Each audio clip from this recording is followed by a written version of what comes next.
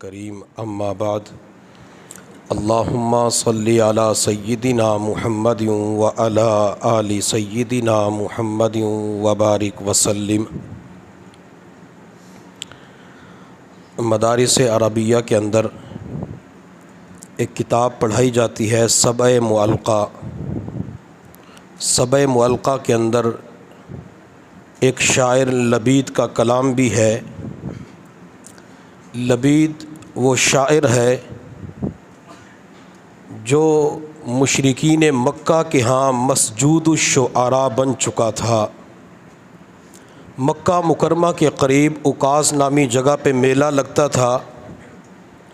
اس میلے کے اندر جہاں مختلف چیزیں سیل ہوتی تھی تو شعراء اپنا کلام بھی پیش کرتے تھے۔ جس شاعر کا کلام سب سے عمدہ ہوتا، ٹاپ پہ آتا، تو اسے بیت اللہ کی دیوار پہ آویزہ کر دیتے۔ پورا سال وہ کلام بیت اللہ کی دیوار پہ آویزہ رہتا۔ جب لبید اپنا کلام پڑھنے کے لیے آیا، اس نے اتنا بہترین کلام اور اشعار پڑھے کہ وقت کے شعراء نے اپنی پیشانی لبید کے قدموں پہ رکھ دی۔ کہا کہ تو ہمارا مسجود الشعراء بن چکا ہے۔ لبید کے کلام کو پھر بیت اللہ کی دیوار کے اوپر آویزہ کر دیا گیا۔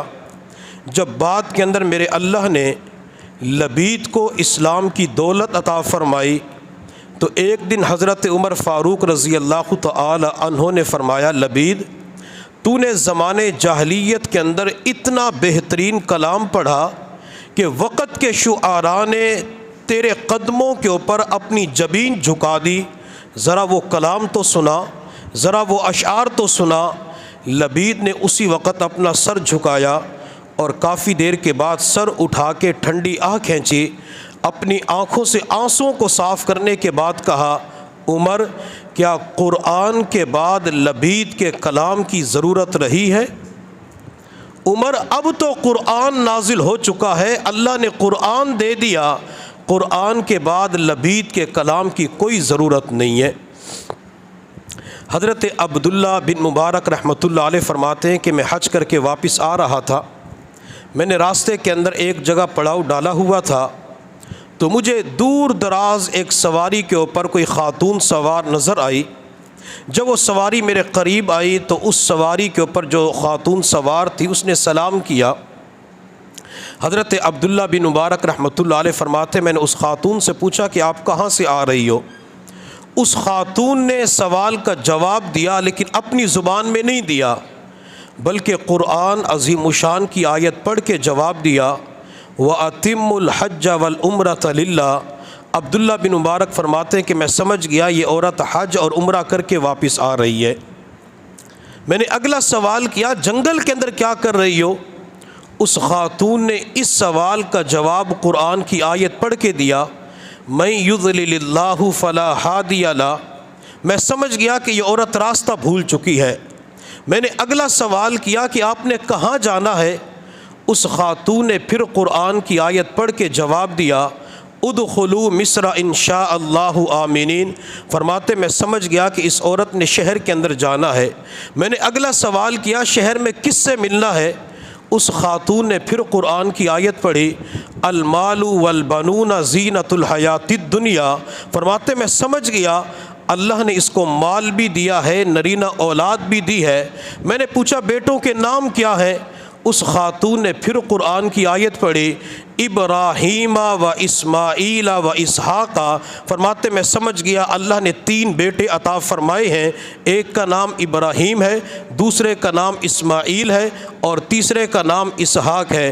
عبداللہ بن مبارک فرماتے ہیں میں نے اس خاتون سے کہا کہ میں نے اسی شہر کے اندر جانا ہے، میں آپ کی رہنمائی کر دیتی ہوں۔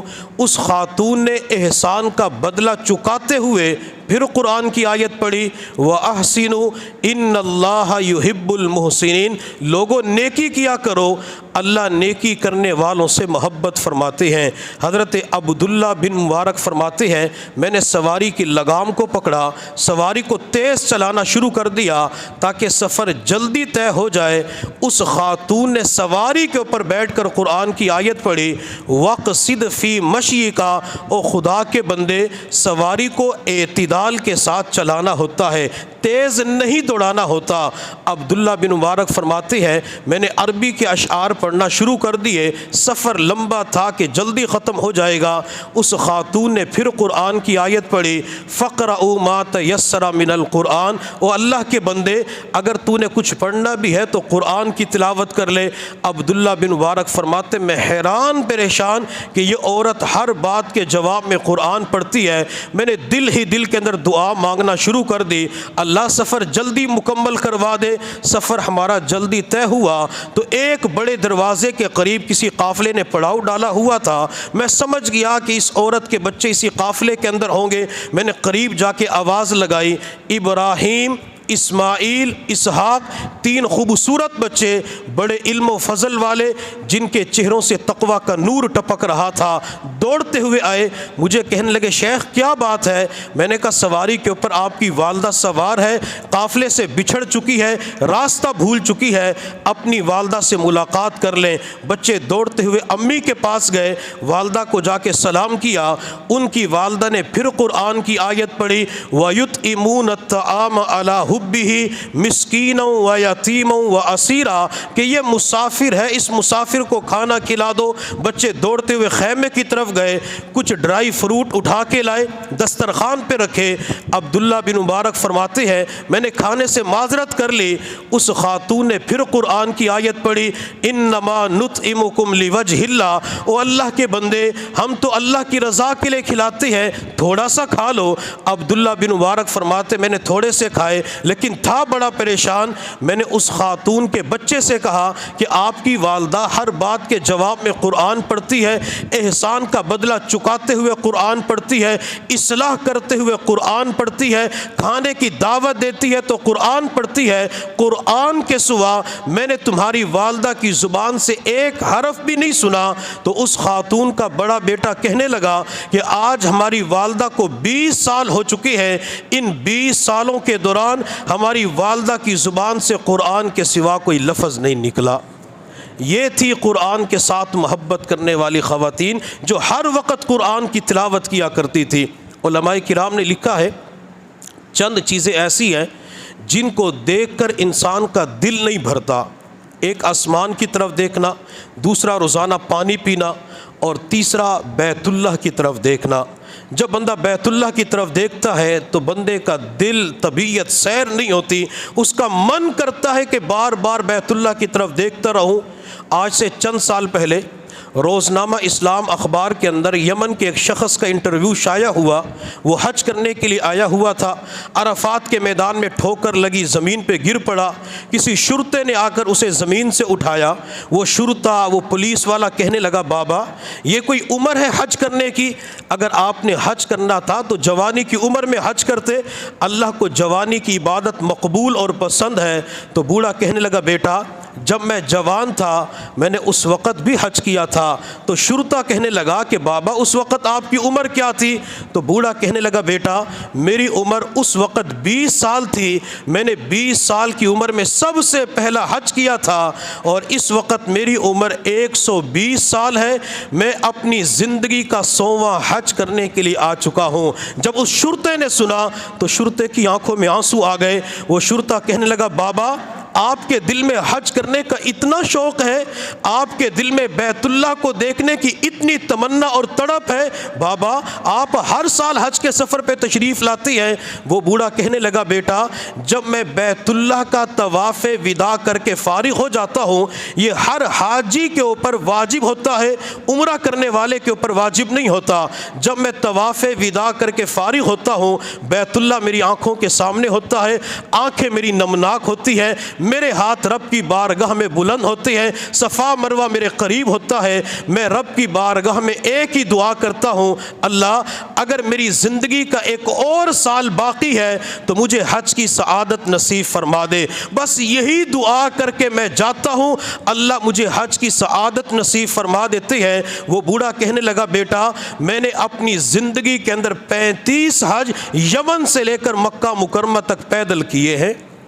یہ اللہ ایک شوق، ایک تڑپ بندوں کو عطا فرما دیتے ہیں۔ قاری صاحب نے جو پہلی مناجات پڑھی ہے تو اس کے اندر حرمین ہی کا تذکرہ تھا کہ اللہ اپنا گھر دکھا دے، تو بیت اللہ کو دیکھ کر بندے کا من نہیں بھرتا، طبیعت سیر نہیں ہوتی۔ اور چوتھی چیز جس کو دیکھ کر انسان کی طبیعت سیر نہیں ہوتی وہ قرآن عظیم الشان ہے۔ ہم روزانہ قرآن پڑھتے طبیعت سیر نہیں ہوتی۔ کتنے لوگ ہیں جو روزانہ ایک قرآن پاک کا ختم کر لیتے ہیں؟ ہمارے تعلق والے ہیں تو ان سے میری چند دن پہلے ملاقات ہوئی، تقریباً 23ویں یا 24ویں روزے کو وہ یہیں پہ ملاقات کے لیے آئے، تو میں نے ان سے پوچھا کہ پچھلے سال تو آپ نے 26 مرتبہ قرآن کا ختم کیا تھا، تو اس مرتبہ کتنے ختم ہو گئے؟ وہ کہنے لگا حضرت آج 23واں یا 22واں روزہ ہے تو میرے 22 قرآن مکمل ہو چکے ہیں، اور میں اللہ سے یہی دعا کر رہا ہوں کہ اللہ جتنے روزے ہیں اتنے مجھے قرآن ختم کرنے کی سعادت نصیب فرما۔ پچھلے 2-3 سال پہلے بھاولپور علاقے کے اندر ایک بندے نے ماہ رمضان المبارک میں تقریباً 72 مرتبہ قرآن عظیم الشان کا ختم کیا ہے ایک مہینے کے اندر۔ ایسے لوگ بھی موجود ہیں جن کے دل کے اندر قرآن کی محبت پائی جاتی ہے، جن کے دل کے اندر قرآن کا عشق پایا جاتا ہے۔ ہمیں چاہیے کہ ہم بھی قرآن کے ساتھ سچی محبت کریں، اور میں اس پورے مجمع سے ایک درخواست کروں گا ہر بندہ یہ نیت کر کے جائے کہ جس طرح آج ہم نے حافظ قرآن کا آخری سبق سنا، آخری تلاوت سنی، تو ہم بھی اپنے بچوں کو انشاءاللہ ضرور قرآن کا حافظ بنائیں گے۔ کوئی اپنے بیٹے کی نیت کر لے، بیٹی کی نیت کر لے کہ بیٹی کو میں نے حافظہ بنانا ہے، ریاض النساء میں داخل کروانا ہے، کوئی اپنے بھتیجے اور بھانجے کی نیت کر لے، کوئی اپنے پوتے اور نواسے کی نیت کر لے۔ رمضان المبارک کی آخری طاق رات ہے، لیلۃ القدر بھی ہو سکتی ہے، اگر نیت کر کے جائیں گے تو اللہ تعالیٰ اس نیت کی وجہ سے اولادوں کو قرآن کا حافظ بنا دیں گے۔ اولاد آپ کی حافظ بنے گی، اللہ میرے لیے بھی انہیں صدقہ جاریہ بنا دیں گے، اور اس بچے کا فائدہ یہ ہوگا کہ جب یہ بچہ قرآن کا حفظ مکمل کرے گا، معاشر کے میدان کے اندر کھڑا ہوگا اور اس کے اعزاء اقرباء کے اوپر جہنم واجب ہو چکی ہوگی، تو میرا اللہ حافظ قرآن سے فرمائے گا میرے بندے یہ تیرے خاندان کے 10 بندے کھڑے ہیں جن کے اوپر جہنم واجب ہو چکی ہے، تو جس کی طرف ہاتھ کی انگلی سے اشارہ کرے گا میں تیری انگلی کے اشارے کی وجہ سے ان کے اوپر جنت کو واجب کر دوں گا۔ گویا کہ معاشر کے میدان میں یہ سفارش کریں گے۔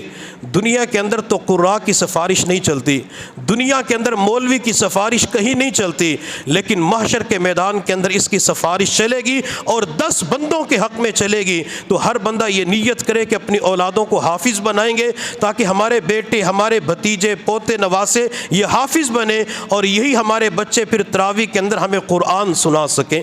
جس کا بیٹا ہوتا ہے، بھتیجا ہوتا ہے، پوتا نواسا ہوتا ہے، اگر وہ تراویح کے اندر قرآن سنائے اور 27 کی رات کو 29 کی رات کو ختم ہو تو اس بندے کا دل کتنا خوش ہوتا ہے کہ آج میرے بیٹے نے قرآن سنایا تو میرے بیٹے کا قرآن مکمل ہو چکا ہے، آج میرے پوتے نے قرآن سنایا تو قرآن مکمل ہو چکا ہے۔ اس کی خوشی کی کوئی انتہا نہیں ہوتی۔ جب انسان کا دل خوش ہوتا ہے تو بعض مرتبہ اللہ پچھلے گناہوں کو معاف فرما دیتی ہیں۔ اللہ رب العزت کی بارگاہ میں دعا ہے اللہ تعالی ہمیں قرآن عظیم الشان کی سچی محبت نصیب فرمائے، اللہ قرآن کا عشق نصیب فرمائے۔ وآخر دعوانا ان الحمد للہ رب العالمین۔